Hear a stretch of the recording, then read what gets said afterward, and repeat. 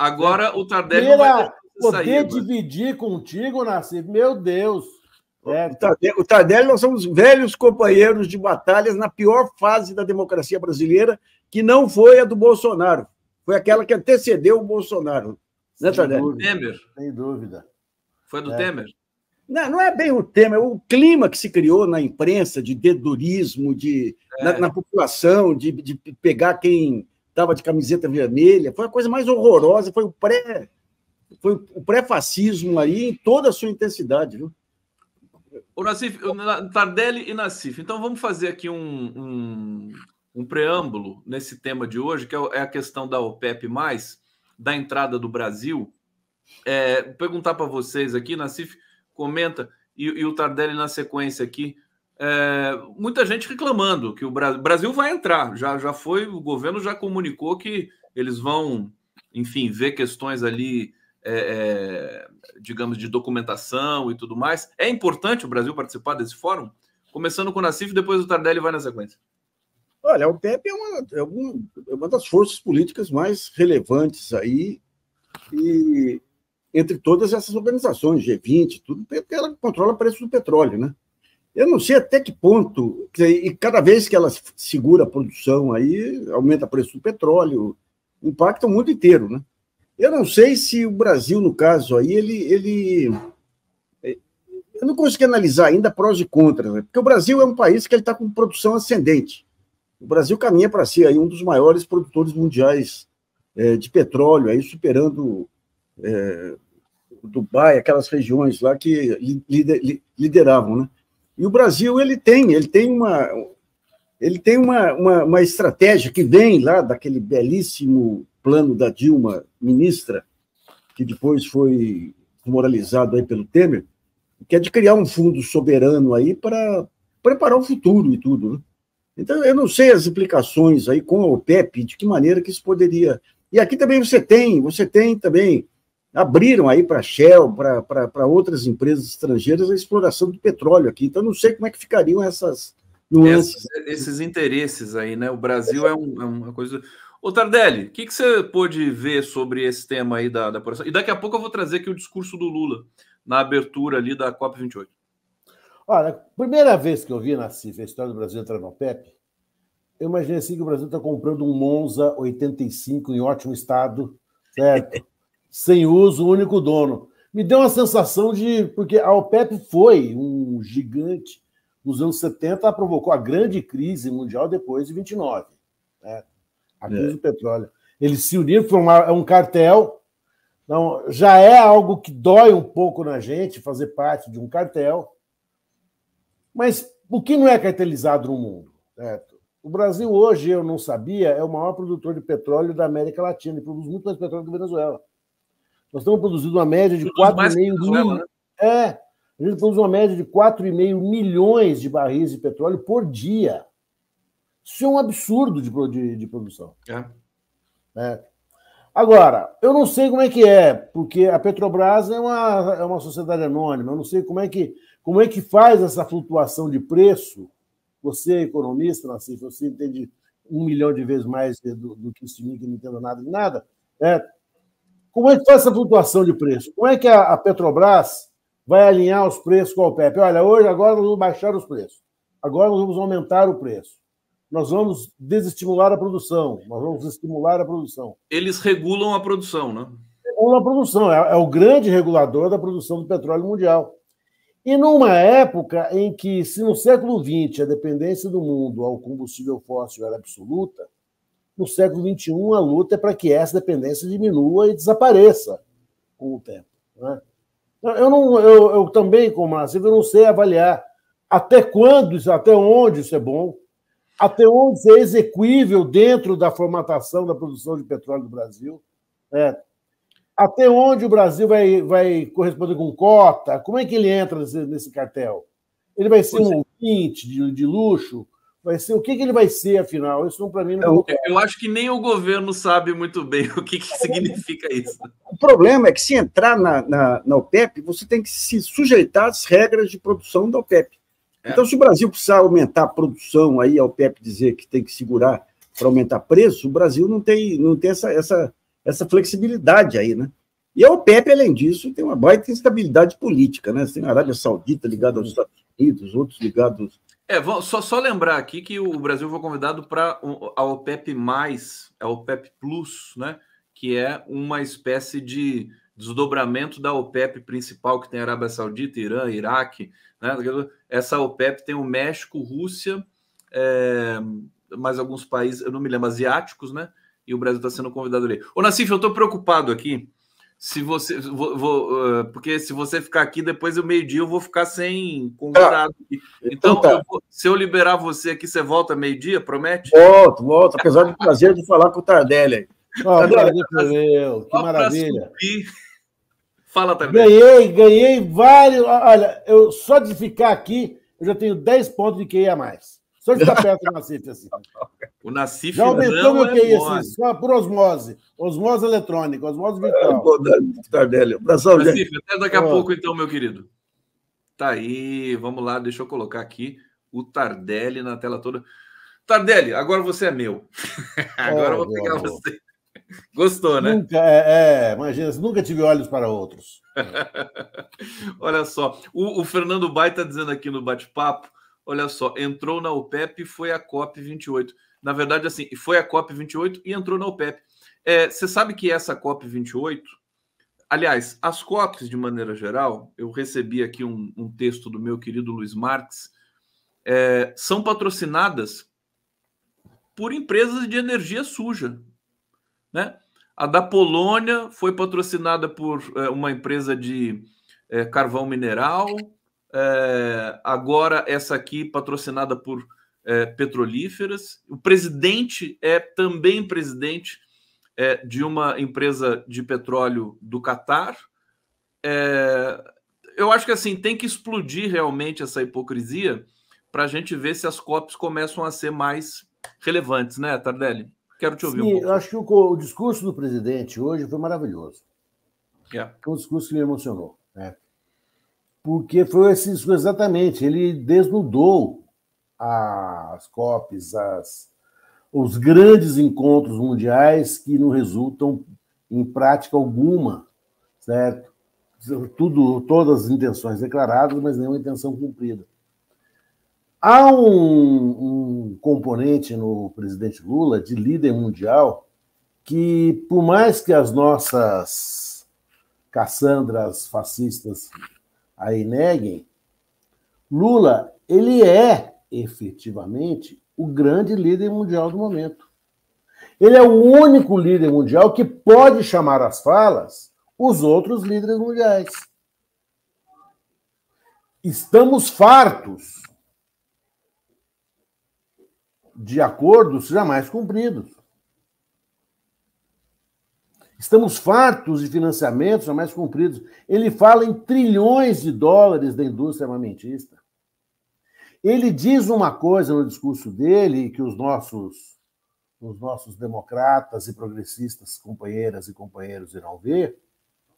Olha, o que se gasta, o que se polui o ar para mandar bomba numa população civil e desarmada e pobre. Mas vamos ver. Eu estou colocando aqui enquanto você fala. Daqui a pouco eu abro o áudio. Eu acho o discurso dele é maravilhoso, me comoveu. Eu vi agora há pouco. Né? Olha só como o Lula tá bonito, bronzeado. Tá bonito, bronzeado, bem vestido e firme. Vamos ouvir um trechinho, então, do discurso do Lula. O planeta está farto de acordos climáticos não cumpridos, de metas de redução de emissão de carbono negligenciadas, do auxílio financeiro aos países pobres que não chega, de discursos eloquentes e vazios. Precisamos de atitudes e práticas concretas. Tardelli, pegamos bem no trecho em que ele faz essa cobrança, que é uma cobrança, assim, temos de admitir, muito corajosa, como sempre, aliás, nos fóruns internacionais. Quer dizer, ele não fica fazendo média. Não, né? e não é uma frase de duplo sentido, ele não está insinuando, ele está cobrando. Estamos fartos. Ou seja, a atitude de Lula é a atitude de um líder mundial que tem moral e tem legitimidade, etos, para chamar os outros líderes mundiais às falas. Nós alguma vez imaginaríamos que aquela coisa que passou pela presidência faria um discurso desse nível? Jamais. Jamais. Que fale contra a indústria bélica, a indústria da morte, a indústria que mata seres humanos, que mata seres humanos civis, inocentes, moradores de pequenas e paupérrimas comunidades pelo mundo afora, crianças, mulheres, cidadãos comuns, pessoas comuns. Ele, Lula, falou isso. A emissão de carbono desses mísseis que destroem populações, que matam crianças, matam recém-nascidos. Nós assistimos e temos assistido nos últimos meses, nas últimas semanas, a negação absoluta da humanidade. Lula faz um discurso que me parece o discurso que a gente queria ouvir de alguém fazer. Alguém precisaria dizer: o rei está nu. Se não tivesse um Lula agora dizendo o que diz no cenário internacional, a gente estaria pedindo por alguém que falasse o que ele fala. É isso que você está dizendo. Exatamente, exatamente. Né? Exatamente. Não há nenhuma crítica a se fazer a ele. Não é? Claro que Lula, ao enfrentar o capital, ao enfrentar a indústria bélica, ao enfrentar o 1% que polui mais do que 70% da população, é claro que ele vai sofrer retaliações por isso. O capital ele é impiedoso. Ele não vai admitir Ele não vai admitir essa advertência. Ele não vai levar essa advertência de boa, não. Ele vai reagir. Ô Tardelli, deixa eu te fazer uma pergunta de 1 milhão de yuans, né? Porque todo mundo fica se perguntando o seguinte: afinal, o Brasil vai ser uma referência na defesa da economia verde, como o Haddad diz, como o BNDES está preconizando ali com a Luiz Mercadante na presidência, enfim, vai defender de fato isso, ou vai investir, por exemplo, em combustíveis fósseis ainda, né? Como, por exemplo, ali na margem equatorial brasileira, que é alvo de críticas muito justificadas pelos ambientalistas e tudo mais. Porque é o seguinte, muita gente acha que se o Brasil abrir mão da exploração do petróleo, ele vai estar abrindo mão da sua riqueza. Né? Tem gente que pensa assim, que o Brasil estaria fazendo exatamente o que os europeus e que os americanos querem que o Brasil faça. Abra mão do petróleo. É um argumento. Eu não estou concordando com ele, eu estou apenas explicitando aqui para o Tardelli comentar. O que você acha? Qual o dilema? Como é que é o tamanho desse dilema para você? Eu acho que nós estamos numa fase de transição. Nós estamos saindo de um modelo e indo para o outro. Só que, nesse meio tempo, nós somos dependentes do combustível fóssil. Nós não podemos abrir mão do combustível fóssil. Nós vamos morrer de fome, frio e sede. O combustível fóssil ainda é, para a gente, prioritário, porque nós não conseguimos uma matriz energética que o substituísse a contento. Olha, estão fabricando os carros elétricos. A gente vai ter produção elétrica para tudo isso? Olha, quando toda a frota for elétrica, nós vamos ter condições de abastecer essa frota de eletricidade, certo? E hospitais, e edifícios, e indústrias. Né? Nós não vamos, e vamos recorrer a quê? Ao combustível fóssil. O modelo atômico nos aterroriza de produção de energia. Né? As usinas nucleares. Né?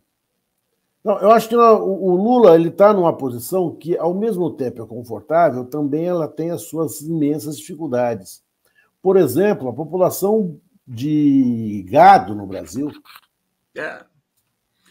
Não, aliás, o Luiz Marques, né, pesquisador dessa área, me disse que o agronegócio é o maior inimigo do meio ambiente do Brasil, disparado, muito mais do que... Disparado do mundo, certo? Não há... É a maior emissão de gás metano do mundo, né? Que vem das nossas fazendas de gado. Como é que ele vai resolver esse dilema? É algo que essa resposta não vai ser dada do dia para a noite. Ele não vai poder, por simplesmente, falar assim, nós vamos matar todas as reses que há no Brasil. Ele não pode fazer isso. Certo? Olha, nós vamos encanar o pum do gado. Não temos tecnologia para isso ainda. Certo?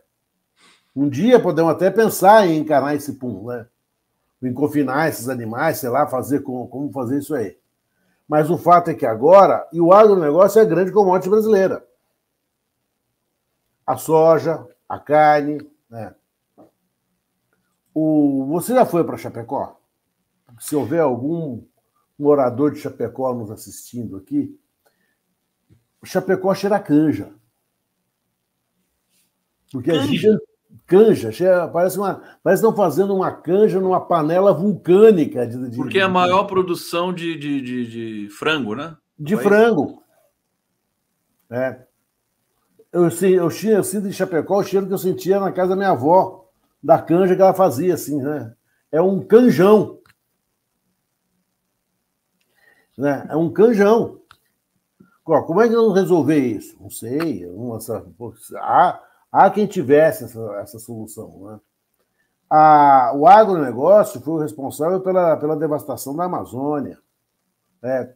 Foi o agronegócio o responsável pela grilagem das terras indígenas, por esse absurdo do marco temporal das terras indígenas. Né? Nós estamos vendendo o nosso pulmão para poder encher o nosso estômago. Isso é muito complicado. Essa metáfora, se o Lula escutar você falando isso, ele vai querer para ele, né? Nós estamos vendendo o nosso pulmão para encher o nosso estômago. Ele ia adorar essa metáfora aí. Perigosa. Fica para ele de presente. De presente. Pode ficar para você. Ô, Tardelli, deixa eu ir para o bate-papo aqui, prestigiar os nossos internautas que são coprodutores desse programa, né? Eles produzem o programa junto com a gente. Aqui. É uma produção coletiva. Fernando Baio já tinha colocado aqui na tela, obrigado, querido. O Volney Lima Silva, o que se tem atualmente é uma mudança de matriz energética, então, de uma hora para outra se muda. Aí os pilantras do mercado começam a desvirtuar o problema. Ele está correto aqui, né? É o capitalismo que estraga, né, o Tardelli? A gente tem de admitir, né? Realmente o capitalismo, ele interfere no consumo, na hipermedicalização, que eu recebo sempre aqui o Paulo Amarante, que é uma das referências do Brasil sobre esse problema, na questão do agro, né, nas monoculturas gigantescas, e, enfim, desequilibra tudo. Inclusive, é base para a ascensão da extrema-direita no mundo. É base, tanto assim que a extrema-direita ganhou na Argentina onde? No agro. Né? Ganhou no Brasil onde? No agro. Eu fui para a minha cidade natal, Ribeirão Preto. Eu saí de São Paulo, fui para Ribeirão Preto, são 320 quilômetros de carro.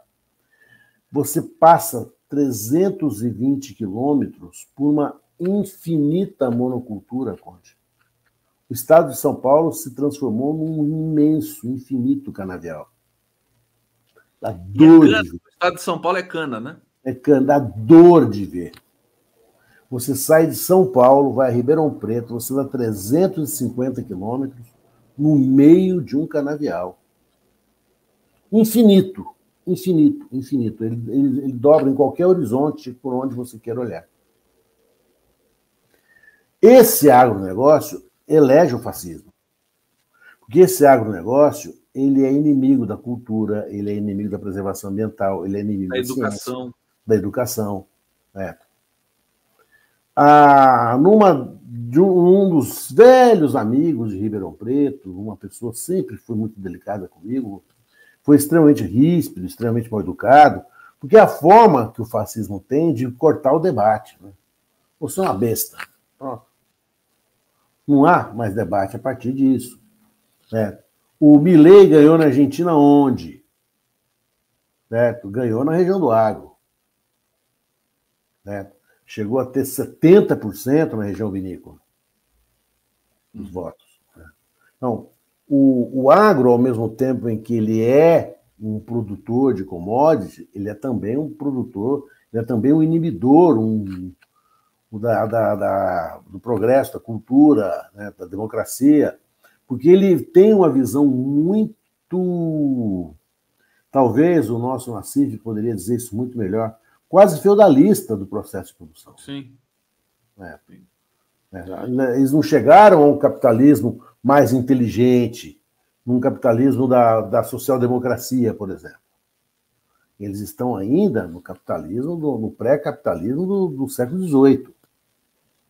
Embora tenha tecnologia para fazer a soja. Aliás, mexem com transgênicos também, interferem no meio ambiente, na questão dos polinizadores, dos insetos. A gente teve aí um relato de 80 bilhões de abelhas, né, que desapareceram ali na região do Mato Grosso, enfim, pela monocultura de soja. Tardelli, eu não quero deixar de falar com você... Só apontar uma coisa. Diga, por favor. Eu vi outro dia um estudo das 10 cidades mais ricas do estado de São Paulo. 8 são cidades minúsculas, que são evidentemente paupérrimas, mas que tem lá usineiros e usinas de açúcar, que concentram a renda, certo? E fazem a maior mentira de todas as mentiras, que é a renda per capita subir. Cidades que eu conheço, que eu sei o quão pobres são. E lá listadas como uma cidade rica, por quê? Porque aquele 0,1% de dominação econômica, territorial da cidade corresponde a um mundo de dinheiro. Ele é um magnata e a população é pobre. Como era no regime feudal. Né? Miseráveis trabalhando para o suzerano milionário. Roberto Tardelli, aqui no 11 News. Quando eu falo o seu nome, eu falo com sotaque italiano. Roberto, eu me lembro do Roberto Benigni recebendo o Oscar da Sofia Loren. Sofia Loren que deu o Oscar, acho que foi, né? Sim. A Vida é Bela. Roberto, olha só, eu quero falar do STF contigo. O STF está em ebulição, né? Com a nomeação do Dino. Você tem a questão da PEC, que agora nós sabemos, quer dizer, parecia uma coisa tão simples de resolver, né? Era só o Gilmar Mendes, era o pessoal do STF conversar. Agora eles vão conversar com o Arthur Lira. E tem também a questão de uma lei que eles aprovaram ali, não é uma lei, é um entendimento, né, da questão da imprensa e de se processar, digamos assim, de se abrir precedente para se processar veículo de comunicação. Rapidamente, são muitas coisas, mas... Você acertou com a precisão de um arqueiro, certo? Quando você disse o Supremo fez uma lei. Ato falho, né? Mas um ato falho de extrema precisão. De verdade, o Supremo fez uma lei. Essa decisão do Supremo, ela vai ser muito discutida, porque o Supremo cria situações que são perto de situações absurdas. Olha, não vai ser punido o meio de comunicação que divulgar uma opinião, um fato que não seja verdadeiro, e que ele tenha apurado. Mas apurar, o que é apurado? Apurado até qual o limite? Qual é o limite dessa apuração? Olha, o que o Conde tem que apurar para poder ou não divulgar algo que o Roberto Tardelli está dizendo? Certo? Qual é o limite dessa apuração? Até onde ele tem que ir? Certo? Ele vai fazer uma apuração. Apuração é atividade pública. Nós estamos falando de uma expressão que pode transformar, né, esses meios de comunicação em verdadeiras fábricas de violação de direitos. Porque, olha, Eu não quero sair do ar, eu não quero ser retirado da pauta, eu não quero ser lacrado. Então eu tenho que verificar, eu tenho que fazer essa investigação. Até que limite é isso? Até onde vai isso? Porque o que havia sempre, foi assim, olha, a liberdade de imprensa é o apanágio, ressalvado o direito indenizatório, que você vai verificar da única forma possível, que é caso a caso. Não há como... Aliás, o Platão, na República, ele tem um diálogo muito interessante, que ele diz o seguinte: nenhum ditador, ele fala ditador na expressão de governante, consegue prever todas as situações possíveis.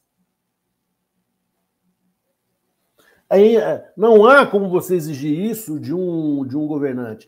Não há como você exigir isso de qualquer outro, você vai ter que verificar isso num caso concreto. O que se poderia fazer, o que se poderia imaginar, e aí eu acho que seria a atividade do tribunal, diante de uma leviandade muito grande do órgão de imprensa, a indenização dele ser maior. Agora, você não pode jogar na mão do editor, no colo do editor, uma responsabilidade da qual ele não pode se livrar, ele não pode se responsabilizar. Ou seja, para resumir, o STF está meio confuso, é isso, Tardelli? O STF chutou de canela. Como é que é? Chutou de canela. Chutou de canela. O Tardelli, vou me despedir de você, a gente está encerrando aqui nosso bloco, mas eu já fico com saudade de você. Eu também. Mas sabe o que é bom fazer agora? Você é meu amigo. Porque a sexta-feira próxima vai chegar mais cedo, vai chegar mais rapidamente, porque assim eu vou saber que vou estar com vocês. E com o Tardelli falou assim, ué, cadê o link? Mas você não mudou para sexta-feira? Você foi visitar a sua mãezinha em Ribeirão Preto, né? Minha mãe fez 89 anos. Né? Como é que foi lá? Foi tudo bem? Foi maravilhosa. A velhinha tá em forma, tá com a língua afiada e a cabeça ágil. Né? E engraçado que a velhice traz para as pessoas o descompromisso. Né? Assim, não precisa mais ter autocensura, ela pode falar o que ela pensa. Isso é uma delícia. Né? Então, um dia chegaremos lá. O Lula está nas alturas, né? O Lula está nas alturas. Não tem mais freio, né? Tardelli, bom trabalho para você. Super beijo. Depois beijos progressistas, democratas. Lá para mim. Põe aí o meu Instagramzinho aí, por favor. Cadê o Instagram? Ô, produção, você não botou o Instagram Roberto Tardelli para mim? Eu vou dar uma dura nessa produção aqui do 11 News. Você sabe que a equipe do 11 News aqui é grande, né? Eu já soube que você fica no topo de um edifício de 40 andares. Né? Ô, Tardelli, você vai ter que me falar aqui, porque qual que é o seu... Roberto Tardelli. Roberto Tardelli. Isso aqui? Assim? Isso, assim é que facinho. Tem outros lá, mas eu sou mais bonitinho. É só ver quem é mais bonitinho, sou eu. Acabou, não tenha dúvida. Sigam o Roberto Tardelli. Obrigado, querido. Beijos marxistas, socialistas, progressistas a todos.